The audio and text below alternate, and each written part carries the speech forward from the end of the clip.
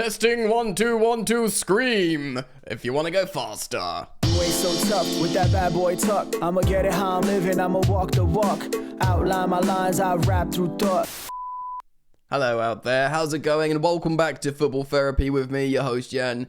I do hope you are doing well, my friend. I really do hope that. Welcome back to Chelsea News, of course. This is the daily series here on this channel where I reflect on what's been said about Chelsea, giving you my thoughts on it. More importantly, as always, asking for yours thoughts. Today, Chelsea women are really good. What are we going to do about the striker, not in the summer, before the final crunch game at what will be a very intimidating and bouncing City ground away at Nottingham Forest? And I'll be real, I'm scared. Because we don't have a striker. We'll talk about that a little bit. And I do want to speak about Rayan Cherki, who's available for under £20 million. And he's really freaking good. And he's right-footed. We're looking for a right-footed attacker who can play wide. £19 million, and he's very, very young. I know he's also, he's being linked to Liverpool and Man United. He's been loosely linked to Chelsea historically. But I want to present some stats to you and talk a little bit about him, because 19 million quid, 1-9 for this kid is absolutely sensational. It's incroyable, yeah? It's merveilleux. It's très bon. It's très bon, yeah? So we're going to do all that today. Thank you for joining me. Please do consider supporting my content. That's very sweet of you, mate. Thank you. Just drop a like on the video and subscribe if you want to. Hit the bell if you choose to. Let's do it, baby. All right, mate. So congratulations to Chelsea women who slapped up Man United at Wembley in the FA Cup final. 3-0. Lovely scenes. Sonia Bonpastor has done the invincible domestic treble, which I must say, I know we're trying to crack Barcelona essentially in Europe, and that is our kryptonite, but an invincible domestic treble. That is insane. That is insane. And there's, obviously there's a huge new... Sorry, I just kicked my camera. A huge new investment in Chelsea. It's kind of... Obviously, Chelsea was sold to Blue Co. as a sort of financial tax exercise or PSR exercise. And there's been these recent talks of, is Chelsea women worth 180 million? I tell you what, it won't help that evaluation cause with an invincible domestic treble and just the scope for expansion. And of course, Chelsea women have got their own independent sponsors now. They're trying to make them a standalone asset, not like a side piece to Chelsea FC, like Chelsea's men's team. They want to make them independent and grow and develop, which is great for women's football. Even if it's got like cynical financial intentions behind all of that, it's great for women's football. So it's great for Chelsea, and congratulations to them. Obviously, the men's team, we're on the cusp of a good season / horrifying end. Could be ended by, Chris Wood and Anthony in harrowing fashion, but we're yet to see. It could be good, but the women's team's been immaculate, and the appointment of Sonia Bonpastor has been incroyable. So, félicitations, mesdames. Well done. Congratulations to them, and they absolutely deserve a shout out at the beginning of the video. Alright, we are going to speak about Rayan Cherki in just a moment. But look, speaking of the men's team, are we going to ascend to, greatness, to a good season? If we win the Conference League, it's a trophy. It's a major trophy. I'm sorry, it is. It is. It's a tournament where you're playing with the likes of Fiorentina and Betis and others are involved with, that you have to qualify being high up in your league. It's a major trophy. I don't want to ever be in it again, but I'm very pleased that this young Chelsea team are in it this season, and they have the opportunity to complete the set for Chelsea Football Club. The one final trophy that makes us the only team in Europe to have every single trophy. Of course, Real Madrid's will be like, well, we're never going to be in there, so I get it. But still, I would like that, and I think it's an opportunity for young, immature, and experienced, undeveloped, underdeveloped, undercooked players to just lift a trophy and be like, we did this together. Let's go and do some more of these. Because otherwise, you end up like Arsenal, half a decade without lifting any silverware, and they just forget what it's like. So yes, that would be good. And of course, qualifying for the Champions League would be good. I know, with fifth place being UCL, and with the amount of investment from Chelsea, you think, well, of course you should be top 5. But the fact remains, new and experienced manager, young and experienced players. I'm not defending it. I'd love for us to be Galacticos, but I'm just saying it is what it is. It would be an achievement. And of course, with the likes of Aston Villa and Nottingham Forest being really, really good, and of course Newcastle, these guys muscling in on the conventional Big Six, it's helpful that Man United and Spurs are absolutely pony, though sickeningly, one of them is going to be in the Champions League. This isn't a preview to the Forest game, but it's a huge crunch game. I think we have to win. We got to go there and win. I do wonder if there's a way we can, because if we draw, we'll remain above Forest, but then we'll need Villa to lose against Man United and some other stuff. I think. But we got to go there and win. And we don't have a striker, and they've got big, scary players and a good goalkeeper, and what will be a raucous away atmosphere at the City Ground. Final day in the sun, Champions League. You win, you're in the Champions League. It's an amazing opportunity for them. And obviously, they've just come off a really big 2-0 win as well, or 2-1 win in the end against West Ham, who would just be in Man United, West Ham. And we don't have a striker. And look, I'm sorry, I love him as a player. I think he's a wonderful young talent. I don't want to see Tyreek George play as a striker, because that's doing two bad things. One, that's wasting Tyreek George, who can be really effective for Chelsea out wide. And two, that's wasting the striker position. Now, I was really hoping he'd come off the bench, but he wasn't in the squad. But Mark Guiu is a striker. He's a centre ruddy forwards, and he will beat up Murillo or whoever, even though he's only a teenager. Mark Guiu, he's got bull in a china shop vibes. He will smash into people. He will cause troubles. He will keep the opposition players, he basically gives them something to think about, which Tyreek George won't, which probably Pedro Neto won't. I just hope in the background we can get 60 minutes out of Mark Guiu. I feel that's like praying to the gods, like out of nowhere. Because, you want him to do 10 minutes off the bench, 30 minutes off the bench, and then do 60 minutes before being substituted. That's usually how it works with these reintegrations. But it's the final day of the season. We need a centre forward, even if it's just the first half. Because the thing is with Forest, once they get ahead, you're screwed, basically. So we need to try and get ahead.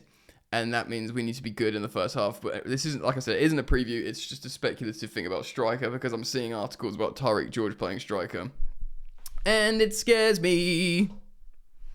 Right, so we got a big summer of transfers coming up. Of course, I've been following this meticulously, all stories. Do keep it locked to Football Therapy, because the transfer season, things come thick and fast, and you want to be notified. So if you are subscribed, turn the bell on.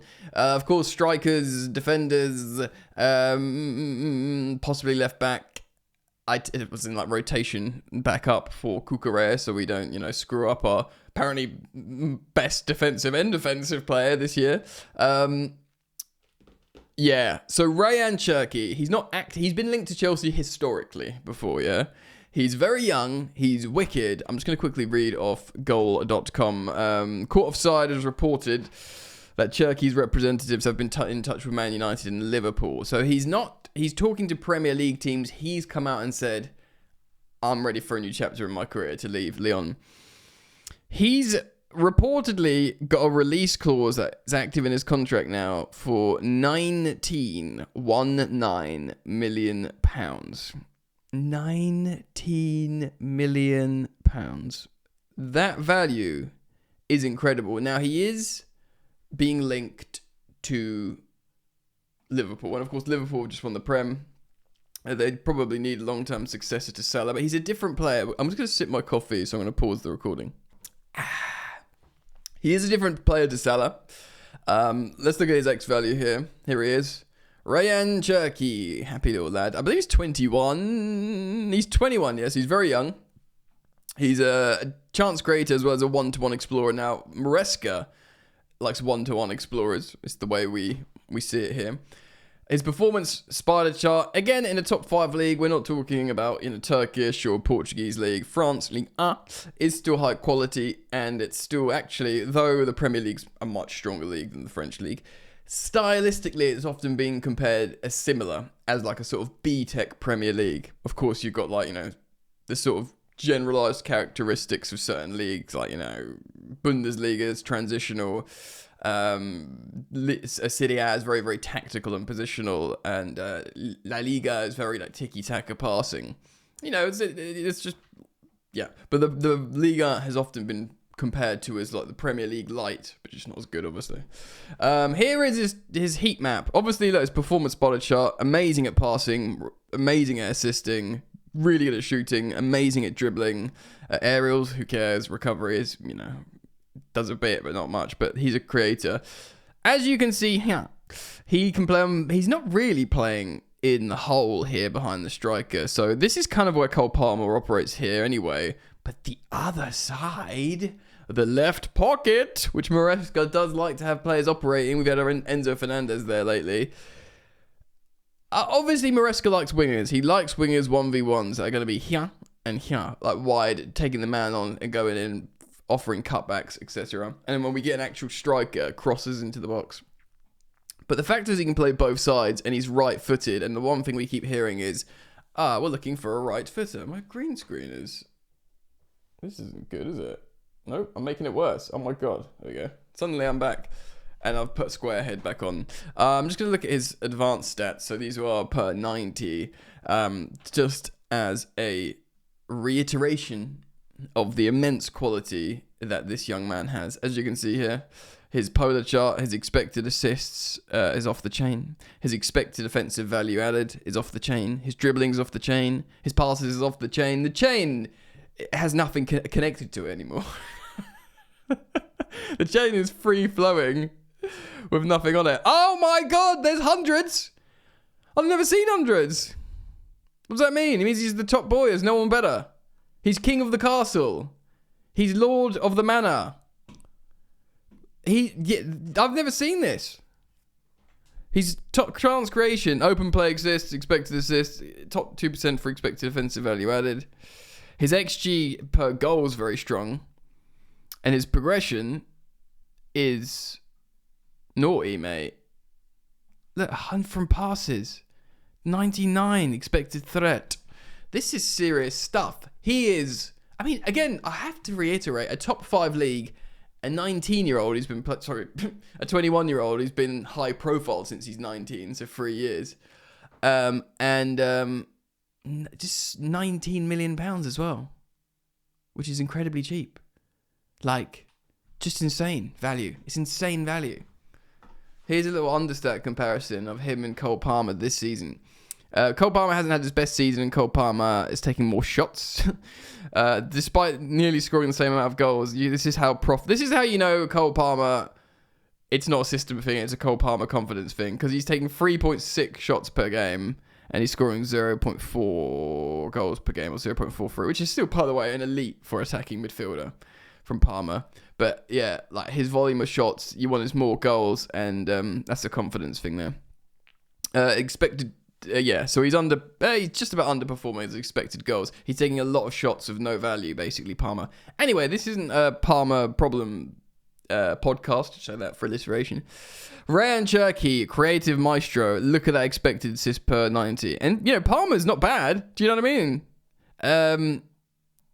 Look how creative this is, this green Ryan Cherky.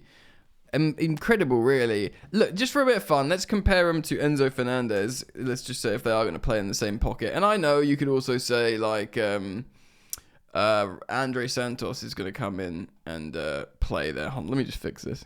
Yeah, look, similarly, obviously, Enzo Fernandez, who's had a good season in that pocket role. Like, similar shape as well, so they're doing similar stuff.